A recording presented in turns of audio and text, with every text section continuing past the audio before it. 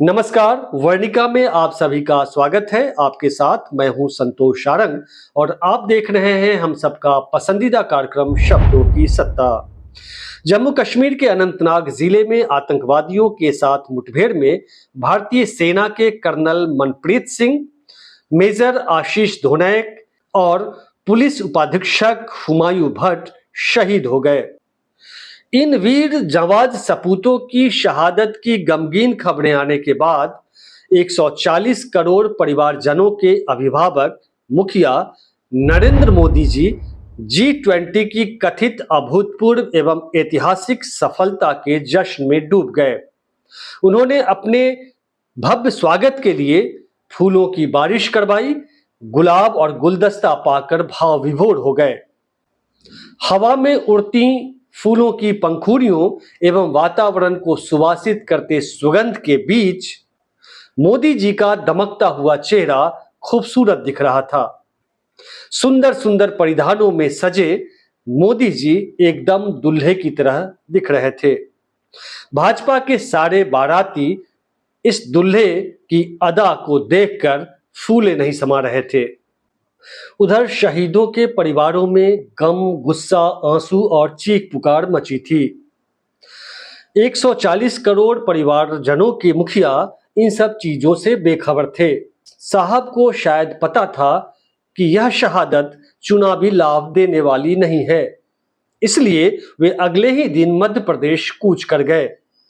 वहां भी फूलों की पंखुड़ियां उन पर बरसने को बेताब थीं। भक्तजन मोदी मोदी के नारे लगाने को व्याकुल थे। मोदी जी पधारते हैं, मंच पर विराजमान होते हैं एवं भक्तजनों के सामने चालू हो जाते हैं। मेरे परिवारजनों के संबोधन के साथ वे शुरू होते हैं और सनातन पर आकर टिक जाते हैं। उनके चेहरे पर घमंडिया वाला भाव बिल्कुल नहीं होता है। भाषण के दौरान वे विपक्ष पर प्रहार करते हैं और कहते हैं कि विपक्ष सनातन संस्कारों एवं परंपराओं को खत्म करने की ठान रखी है। इनका मकसद सनातन धर्म को अपमानित करने का है। मोदी जी फिलहाल शहादत देने वाले परिवारजनों को छोड़कर सनातन वाले परिवारजनों की चिंता में डूबे हैं, क्योंकि मध्य प्रदेश समेत कई राज्यों में चुनाव है। याद रहे, फिलहाल जम्मू कश्मीर में कोई चुनाव नहीं है। तो चलिए आज हम सनातन पर ही बात कर लेते हैं। आज के डेट में सनातन धर्म के सबसे बड़े झंडाबदार नरेंद्र दामोदर दास मोदी से इंडिया अलायंस के नेताओं को चंद सवाल जरूर पूछना चाहिए।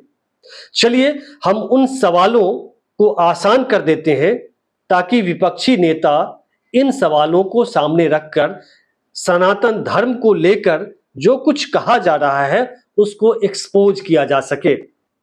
ये चंद सवाल क्या हो सकते हैं? बहुत सारे सवाल हो सकते हैं। आप भी सोचिए। दिन रात सनातन सनातन करने वाले और सनातन को अपमानित करने का आरोप लगाने वालों के सामने इन सनातन धर्म के जो मूल ग्रंथ हैं, जो धर्म ग्रंथ हैं, उनको सामने रख दीजिए। मनुस्मृति को सामने रख दीजिए और कुछ और ग्रंथ है, रामचरितमानस के कुछ पद, दोहा चौपाइयों को सामने रख दीजिए। इनके जो गुब्बारे हैं उसकी हवा निकल जाएगी। आज हम मनुस्मृति लेकर आए हैं। आइए मनुस्मृति में जो कुछ लिखा है उसको थोड़ा सा हम पढ़ते हैं, गौर करते हैं, देखते हैं। हमारे पास जो संस्करण है उसके पेज नंबर 136 में लिखा है, शूद्र को किसी प्रकार का परामर्श, यज्ञ होम की बची हुई सामग्री, धर्मोपदेश तथा किसी प्रकार के व्रत का अनुष्ठान करने का निर्देश नहीं देना चाहिए। दूसरा है, जो शूद्र को धर्म का उपदेश देता है, वह व्यक्ति जो शूद्र को धर्म का उपदेश देता है या किसी व्रत का अनुष्ठान करने को कहता है, वह असंवृत्त नाम के घने अंधेरे से भरे नरक को उस शूद्र के साथ भोगता है।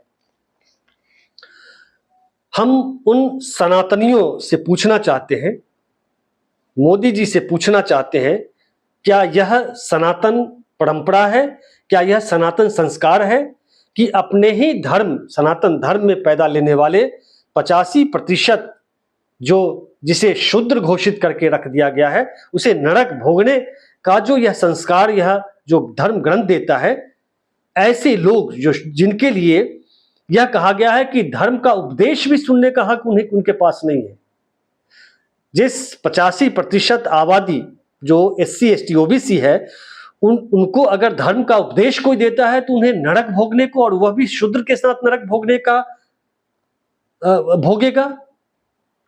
ऐसी बातें इन धर्म ग्रंथों में लिखी गई हैं जो सनातन धर्म का के जो मुख्य ग्रंथ हैं, जो आधार ग्रंथ हैं, उसमें ऐसे जो 85% SC ST OBC के लिए लिखा गया है, क्या वे लोग इस ग्रंथ की पूजा करेंगे?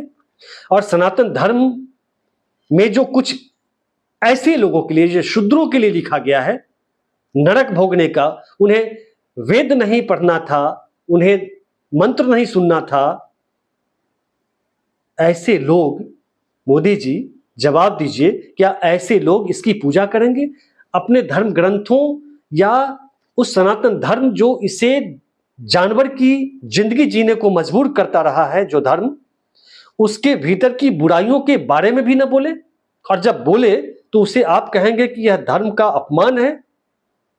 अगर आप में हिम्मत है मोदी जी, अगर आप में हिम्मत है तो ऐसे जो 85% आबादी के लिए जो लिखा गया है इन धर्म ग्रंथों में, उसके बारे में आप बोलकर दिखाइए, उसके बारे में बोलिए। सनातन धर्म का अपमान आपको दिखता है अगर सवाल उठाए जाते हैं, लेकिन जिनके बारे में 85% आबादी के बारे में जो लिखा गया है, उनके साथ जो ये धर्म ग्रंथ अपमानजनक, इन धर्म ग्रंथों में जो अपमानजनक शब्द लिखे गए हैं, उससे उनके दिल पर क्या गुजरता होगा? कभी आपने सोचा है?